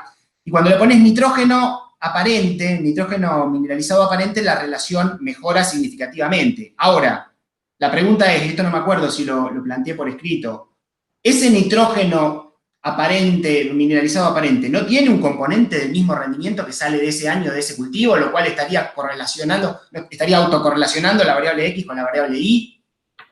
¿Y es lógico entonces encontrar una buena relación? Hasta ahí están los comentarios. Me interesaría algún comentario tuyo de cada uno. Si no te acordás de alguno, perdón que fui tan largo, lo volvemos. Lo estoy anotando. No, Agustín, a ver, la realidad es que comparto muchísimos puntos comparto. La caracterización ambiental es como vos decís, obviamente, no nos podemos quedar con una sola variable, eso, por ahí tratamos de hacer algo sencillo en su momento y no creo que sea lo mejor, digamos, no creo que sea lo mejor. Creo que lo mejor es tomar muchas variables, como vos decís, digamos. Tenemos hoy disponibles imágenes satelitales, históricas, mapas de rendimiento y todo, o hasta poder hacer algún mapa de Rastraberry, lo que sea, digamos. Seguramente ese mapa lo podríamos mejorar un montón. Obviamente que uno va aprendiendo a medida también que pasan los años. Yo apenas me recibí, entré a hacer la maestría también y por ahí me faltaba mucha calle, mucho campo. Y yo hoy en día algunas cositas, obviamente, que cambiaría, ¿no? Obviamente. Y eso sería o sea, hacer un buen mapa de ambientes es totalmente fundamental para este tipo de manejos. Tomo lo de la inconsistencia de los muestreos, lo tomo un poco la falta de presupuesto y por ahí querernos responder otras preguntas. También en muchos casos nos montamos en ensayos tanto de Monsanto como ensayos de terceros, un poco nos limitó también un poco ahí. La profundidad de muestreo, por ahí lo entiendo para lo que sea, capaz que ahí tengo una diferencia entre NaN y N0 que me esté jorobando también ahí, ¿sí? Por ahí estoy pensando ahora que suelos como más desarrollados, por ahí aportaron más en esos 10 centímetros de más que vos decís. Nosotros un poco nos guiamos por lo que explicó Roberto Álvarez, en esta región puntualmente, que dice que los 30 primeros centímetros son los que aportan a la mineralización. Entonces, en realidad que nos quedamos con eso y trabajamos en función de eso. Por ahí, como vos decís, si queremos compararlo con otros datos, estamos totalmente en falta. Y después, bueno, sí, lo del nitrógeno, que es una variable continua y tendríamos que haber hecho más franjas, estoy totalmente de acuerdo. Fue un poco en donde nos montamos a hacer los ensayos, donde nos permitieron hacer ensayos y demás, nos limitó un poco eso. Y tomo lo de la inconsistencia de N0 y NaN. Nosotros en el laboratorio tomamos todos los recaudos habidos y por haber. Lo hicimos con las mayores de las seriedades, todos los ensayos, ¿no? Porque todo el trabajo de campo que hicimos no era como para andar haciendo malas cosas en el laboratorio. A mí también, la verdad que me cayó mal los resultados, en el sentido de que esperaba otra cosa, porque yo ya venía con con un análisis hecho en la tesis de grado, que no son los datos que están acá, ¿no? Son otros datos distintos, pero venía con una dinámica ya de que iba a encontrar algo, porque en la tesis de grado ya me había dado un pantallazo y yo veía que algo había. Entonces, la verdad que encontrar ese tipo de datos me costó procesarlo, y tengo que terminar de encontrar la vuelta. Metodológicamente, no sé por qué, si un año me dio con los muestreos que hice anteriormente, por qué el año siguiente no me iba a dar. Un poco, la verdad, que me queda ese gusto amargo. No te voy a decir que no. Pero bueno, tendré que seguir investigando a ver qué es lo que pudo haber fallado. Ahí que creo que, digamos, brevemente te contesté, digamos, muchas de las cosas que decís, sinceramente, opino igual. La del modelo, me interesa a ver si entendí bien el modelo múltiple, si no tiene una variable adentro que es parecida o que tiene un componente de la variable predictora. Sí, y ese me queda.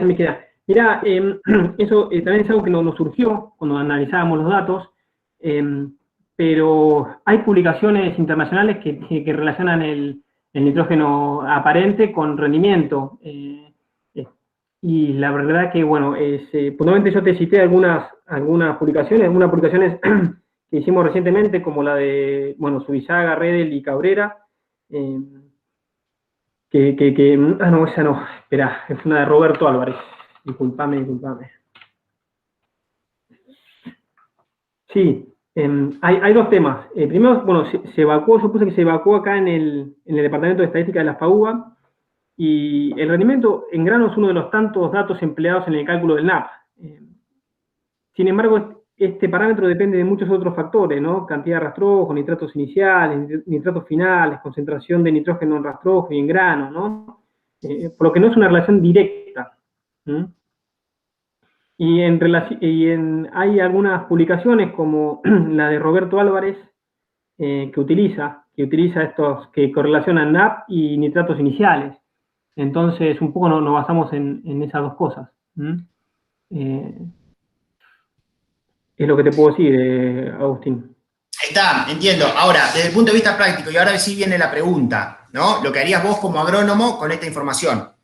Porque yo entiendo como herramienta de diagnóstico, si yo quiero usar algo de lo que se genera en este trabajo como una herramienta de diagnóstico, es decir, una herramienta para realmente decirle al productor con qué dosis fertilizar y dónde, bueno, hay herramientas que me sirven más, como por ejemplo el nitrato, como el nitrógeno como nitrato para hablar con propiedad, en los momentos iniciales, más el NaN o algún índice de mineralización, cosas que vos puedas medir antes, ¿no? En este caso, si yo quisiera usar esta fórmula como tal, o este indicador, esta variable X, el nitrógeno mineralizado aparente, como herramienta de diagnóstico no sirve. Entiendo que sirve para entender cuáles son las contribuciones, o sea, la contribución de cada una de estas variables sobre el rendimiento final. Pero bueno, no es una variable que vos usarías a la hora del diagnóstico, ¿no? Porque es una cosa que integra el propio cultivo que vas a fertilizar, o sea, es está claro. Entonces, mi pregunta es, una persona en media, con un lote con 3, 4, 5 metros de diferencia de elevación, con 70% de arena en las lomas, 50% de arena en los bajos, 2% de materia orgánica, 2,5, 4 en los bajos, con un índice, o sea, un potencial de rendimiento diferente en función de la caracterización que ustedes usaron. ¿En qué basás una prescripción de nitrógeno en función de lo que aprendiste? Esa es la pregunta. Sí, perfecto. La tomo. Digamos, obviamente, la inconsistencia, bueno, obviamente N0 no usaríamos porque es totalmente imposible de tener ese dato puntualmente ahora. Nitrógeno anaeróbico no lo tomaría por los resultados de esta tesis, ¿no? A ver, no, el nitrógeno anaeróbico tampoco lo tomaría hoy, puntualmente hoy no lo tomaría. Yo con los resultados de esta tesis lo que haría es más o menos lo que le dije y lo que vengo haciendo, porque mucho de mi desarrollo profesional lo baso tanto en los resultados de esta tesis como en mucha bibliografía que uno va leyendo, ¿no? Obviamente. Igual así todo, como yo te mencionaba, Agustín, a mí el nitrógeno anaeróbico no me gusta ponerlo en los modelos de diagnóstico. no me parece que sumar kilos de NAN sea algo correcto. Algo correcto no es, porque si el NAN es un estimador del N0, no es que son esos kilos que me va a aportar el suelo. ¿Entendés? A ver, puede ajustar el modelo, no digo que no, puede ajustar, pero no necesariamente ese valor de NAN es lo que me va a entregar al cultivo. Porque el NAN es un estimador del N0. Yo puntualmente ahora lo que hago es entrar con una fertilización base y después guiarme mucho por lo que es nitratos en estadios avanzados y índice espectral, y NDVI. Yo creo que es práctico, a nivel productor, yo hoy no usaría el NAN. No usaría. Me están forzando ahora a muestrear NAN y llevarlo al laboratorio, lo cual lo voy a hacer y quiero ver, pero lo veo más como una diferencia entre lotes, entre potencial de lotes, digamos, veo, si yo, o entre zona de manejo, eso sí lo veo, pero veo el NAN como un estimador del potencial que tengo de ese lote. Si tengo valores altos de NAN, y bueno, mi demanda va a ser mayor porque espero mayores rendimientos, ¿sí? Obviamente, sí, el suelo me va a entregar más, pero también la demanda va a ser mayor porque tengo mayor potencial de rendimiento. Entonces, hoy en día el NAN lo veo para eso, ¿sí? Lo veo para caracterizar ambientes, caracterizar lotes mejores, lotes peores, zonas de manejo dentro del lote, zonas mejores, zonas peores, pero más que nada atado a lo que sea demanda y oferta. Pero no lo utilizaría en el cálculo per se de la dosis. Obviamente, esto si uno sigue trabajando y sigue ensayando, en algún momento algún modelo como uno espera encontrar algún cierto modelo como los encontrados por Lewis y Carbo y Orseriet, eso seguro. Pero faltan datos. Con los datos de esta tesis no iría a recomendar algo con el NAN. Bueno, muchas gracias. Yo hago un último comentario del NAN y cierro y le doy espacio a los otros dos revisores. Con respecto al NAN, mi apreciación en la zona esta, centro-oeste, y a diferencia de la zona donde más ha sido calibrado, donde ha sido trabajado, en el sudeste de la provincia de Buenos Aires, el NAN es un muy buen indicador de la capacidad de mineralización del suelo, porque justamente hace eso. Allá hay en general poca diferencia de textura, entonces no hay valores diferentes de NAN dentro de un lote incluso, no hacen variar mucho el rendimiento objetivo, por lo menos de manera significativa, porque el rendimiento objetivo depende de otras cosas, la profundidad efectiva del suelo, en algunos casos la elevación, lo que sea. O sea, es un muy buen indicador de la oferta de nitrógeno por parte del suelo, pero no necesariamente correlaciona, por lo menos de manera alta, con la demanda de nitrógeno por parte del cultivo. Cuando venimos al centro-oeste, el NAN, además de ser un indicador de la oferta potencial de nitrógeno por parte del suelo, es un indicador de la calidad del sitio y por lo tanto correlaciona mucho con si el maíz te va a rendir 7 toneladas o te va a rendir 15. Entonces, eso hace mover más la dosis óptima económica que los pocos kilos o los muchos kilos de diferencia de nitrógeno que pueda aportar el suelo. Entonces hay que considerar las dos cosas.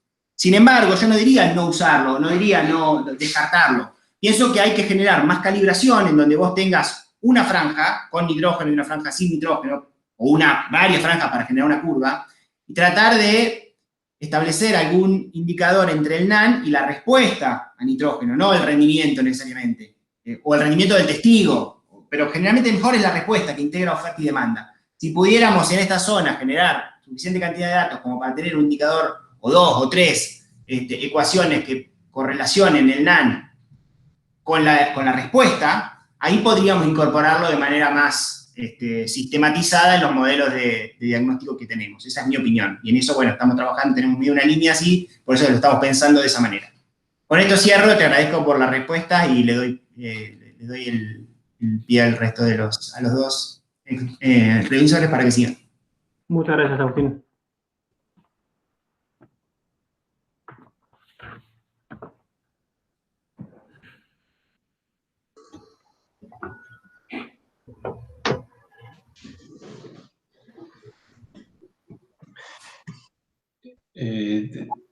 Matías, yo te agrego una pregunta que me había quedado pendiente. Las dos campañas que vos trabajaste fueron con muy buena provisión de agua, de lluvia. en general, en esos ambientes en donde ustedes trabajan, tanto vos como, bueno, también Agustín se mueven, el agua juega un rol determinante en la diferenciación de la productividad entre zonas. En el caso tuyo, vos tuviste igualmente efectos de zonas en los resultados, en condiciones podría decirse, de agua no limitante. ¿Qué otros factores están interviniendo ahí que siguen marcando esa diferencia de zona? No, bueno, un poco, Ricardo, lo que mencionaba, ¿no? Ya de por sí los apluviales céntricos tienen un techo de rendimiento un poco menores a lo que son los apluviales tíricos. Más que nada, obviamente, textura. Ahora, yo digo que uno estima que no tuvo deficiencias hídricas por la cantidad de precipitaciones que tiene. Pero, por ejemplo, hoy en día los apluviales típicos, los maíces seguramente, como ha pasado el año pasado, van a estar colgados de la napa y no los apluviales énticos en algunos sectores, ¿no? Depende mucho del lote, también, acá yo no lo hice, pero se debería hacer un muestreo de fósforo, lo cual a priori uno pensaría que en la zona, en el apluvial éntico, por menor extracción, debería tener mayores valores de fósforo, pero bueno, eso la realidad es que no tengo el valor y no lo puedo decir. Y al tener, yo creo que menos materia orgánica, menos retención hídrica, el ambiente es peor. Lo noto mucho hasta en el rendimiento de trigo. Son lomas que son realmente muy, muy arenosas. Ahora mandamos un trabajo al Congreso también, pero en trigo, haciendo ensayos en lomas, medialomas y bajos, donde ya de por sí, aunque uno realmente le aplique mucho nitrógeno a la loma, los rendimientos son bajos. Yo creo que la calidad de sitio es mala, digamos, el rendimiento potencial que tengo ahí es bajo. Si me decís por qué razón, creo que es una conjunción de varios parámetros. Textura, materia orgánica, fósforo no creo, pero tendría que calcularlo. La materia orgánica viene atado a lo que también es azufre. Acá tenemos note que estos son campos que responden a azufre, al agregado azufre responden. Entonces, creo que es una conjunción de parámetros. Ahí puede poner también, capaz que Agustín quiere aportar algo más que él ve acá en la zona. Sí, por ahí yo lo tenía anotada la pregunta de Ricardo también. Hago dos comentarios más con respecto a eso. Hubiera estado bueno, hubiera sido interesante hacer un balance de agua para vos poder decir con precisión no hubo estrés hídrico, porque con lluvia solamente no podés decir no hubo estrés hídrico. Tenés que tener un balance de agua para decir, bueno, acá o hubo estrés hídrico livianito, digamos, muy, muy leve, y por lo tanto el agua no limitó considerablemente o significativamente los rendimientos de los ambientes, porque el balance hídrico me lo dice. Y claramente, como vos tenés una capacidad de retención de agua muy diferente entre ambientes, habría que haberlo hecho para cada zona. Eso, mira, por lo menos eso piénsenlo para más adelante, porque se puede hacer consiguiendo la información o estimando, aunque sean los parámetros de capacidad de campo y punto de marchete, para poder decir con más robustez no hubo estrés hídrico. Y si hubiera estrés hídrico, porque una loma arenosa de esas, si vos la regás con una regadera, no rinde lo igual que el bajo. Lo cual, lo que te decía Ricardo, no es solamente agua el problema. Hay otros temas que por ahí son medio difíciles, porque, bueno, fósforo claramente no es, porque las lomas en general tienen más. Hay cuestiones físicas, hay otros nutrientes, hay actividad microbiana, hay una serie de cosas bastante difíciles de dilucidar que hacen que el rendimiento de la loma, por más que tenga todo el agua óptima, no va a ser lo mismo que un bajo con mejor estructura, con más materia orgánica, con mejor ambiente edáfico en general. Perfecto. Quiero sumar muy breve. Digamos, de esta tesis se desprendieron muchos trabajos. Hay un trabajo con Correndo que hicimos para un congreso, con Correndo, Adrián Correndo del IPNI, donde hay hecho un balance hídrico. Hay una tesis de grado que también tiene ambientaciones con distintas variables. Hay tesis de grado que tienen no solamente Kriging, sino una herramienta co-Kriging. La realidad es que hay muchísimos datos dando vueltas a través de esta tesis, pero bueno, por una cuestión de tiempo y espacio, ya de por sí me costó un montón analizar esto, seguir sumando por ahí, no la terminaba más la tesis. Esa es la realidad, pero hay muchos datos y muy jugosos que fuimos por ahí presentando en congresos o en tesis de grado y demás, que se desprenden de esta tesis, no son los datos puntuales, pero que bueno, que hemos tenido en cuenta esos temas. El balance hídrico lo hicimos con Adrián, con Cris hicimos con los tesistas, el ambiente también lo hicimos con otro tesista. Son muchos puntos que van sumando, que es una lástima que no estén plasmados en la tesis, ¿no? Pero bueno, no tenía ni el tiempo ni el lugar como para tampoco generar una tesis tan extensa. Pero bueno, me gustaba sumarlo porque realmente son cosas que fuimos haciendo y fuimos viendo y están. Una lástima que no los haya puesto en la presentación.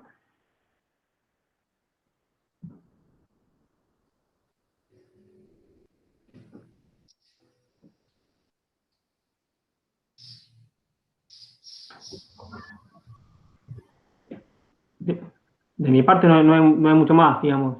Solamente agradecerles el tiempo y la dedicación que le han dado.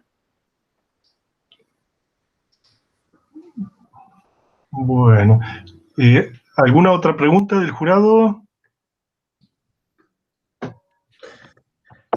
No, de mi parte creo que es suficiente. Muy buen trabajo con Matías y bueno, y está bueno el intercambio. Creo que son temas que no están cerrados ni en los aspectos prácticos ni tampoco en los científicos, en las publicaciones. Si no, no existiría la anuencia de publicaciones que están saliendo sobre esto, así que uno no pretende que lo cierres al tema, por ahí los intercambios lo que pretenden es, bueno, esto, ¿no? Discutir con el maestrando las visiones, capitalizar tu experiencia, tu formación y ver cómo interpretás o cómo utilizar las herramientas que adquiriste para posicionarte frente a problemas que nunca van a ser los mismos. Así que, bueno, muchas gracias y de nuevo felicitaciones de mi parte. Muchas gracias. Sí, por mi parte también, y bueno, que no te desilusione un poco siempre las tesis, cuando terminan, parece que, bueno, podría haber hecho más esto, más aquello, o distinto, pero bueno, siempre pasa cuando escribí un artículo, después lo leí al tiempo y decís, puta, lo hubiera escrito distinto, y es parte del crecimiento y la evolución y el aprendizaje, así que bueno, todas las recomendaciones creo que están en buen sentido para vos, para los directores, y bueno, siempre nos faltan cosas para medir, o no tenemos el presupuesto, o la espalda, o el tamaño del ensayo y las capacidades para hacer todo lo que deberíamos, pero bueno, es un ejercicio, y esto también es un ejercicio, todas las recomendaciones que te dio Agustín y Ricardo, que son mucho más entendidos en estos temas y conocen más la zona como Agustín, para tomarlas en positivo, y bueno, sobre todo si que seguís trabajando en el tema, mejorando el ardua tarea de tratar de saber cuánto nitrógeno poner cada año en los lotes. Así que bueno, felicitaciones otra vez, seguimos adelante. Muchas gracias, César. Muchas gracias. ¿Algún comentario más del jurado?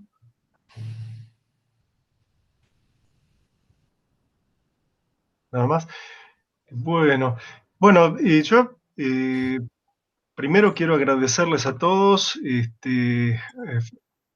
principalmente a Hernán, por su trabajo, destacar a Mercedes Zubillaga como directora y a su codirector, Pablo Cipriotti, y al jurado, yo que tengo ya algunos años y me emociono cuando mencionan a Marta Conti, por ejemplo, yo estaba sentado entre los primeros, en la primera camada, y en manejo, nada menos, que todavía no se entendía muy bien si era importante la erosión o no era importante la erosión, veo esta continuidad, veo lo valioso que es esto, destaco la seriedad, quiero destacar la seriedad de Mercedes porque la he visto como revisora y ahora la veo como directora, y realmente lo que hay detrás de un trabajo de este tipo con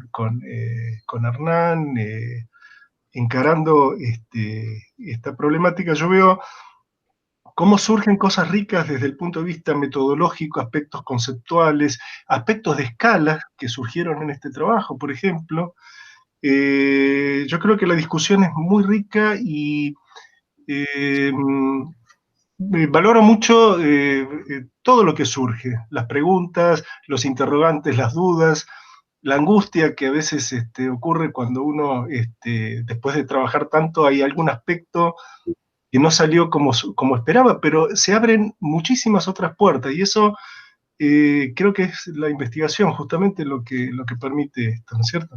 Así que les agradezco las intervenciones del jurado, realmente son muy valiosas, y les agradezco mucho a los tres por este intercambio. Así que, bueno, ahora, entonces, a partir de ahora, lo que les pido a los que no son jurados, que inclusive al tesista, voy a tener que pedirle que deje de participar, y lo mismo, bueno,